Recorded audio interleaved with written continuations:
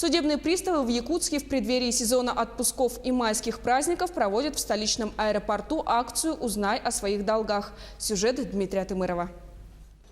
Тотальный контроль. В преддверии майских праздников судприставы и исполнители проверяют каждого пассажира на наличие долгов и штрафов.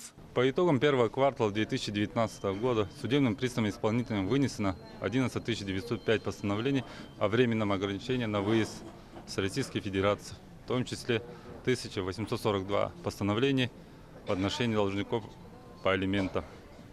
В 2018 на территории республики действует 19 090 постановлений о временном ограничении на выезде.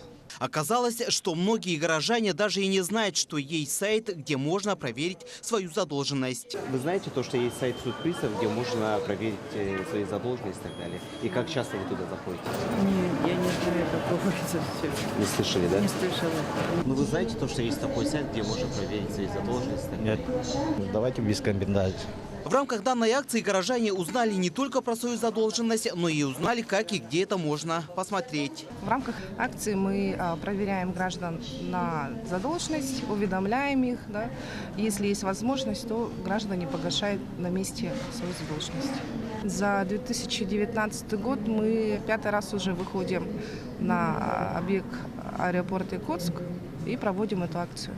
В случае оплаты задолженности по исполнительному производству напрямую взыскателю необходимо информировать судебного пристава-исполнителя в целях своевременного принятия решения об окончании исполнительного производства и отмене установленных для должника ограничения. Если сумма долга превышает 30 тысяч рублей, то выносится постановление временного ограничения на вылет из Российской Федерации. По стране, по России он может. Вот поэтому мы предупреждаем и напоминаем, чтобы перед вылетом они как минимум за месяц уже погасили свою задолженность.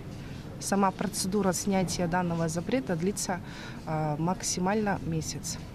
Всего за 2018 год в отношении должников было вынесено 39 845 постановлений о временном ограничении выезда из Российской Федерации на общую сумму более 10 миллионов рублей. А 6 гражданам-должникам в период новогодних праздников были наложены ограничения на выезд за пределы страны. Судприставы рекомендуют якутянам не медлить с решением об уплате штрафов и долгов, ведь все это может как снежный ком вырастить и стать причиной отмены вашего долгожданного отпуска за пределы республики и страны в целом. Дмитрий Тымыров, Георгий Григорьев, Якутск.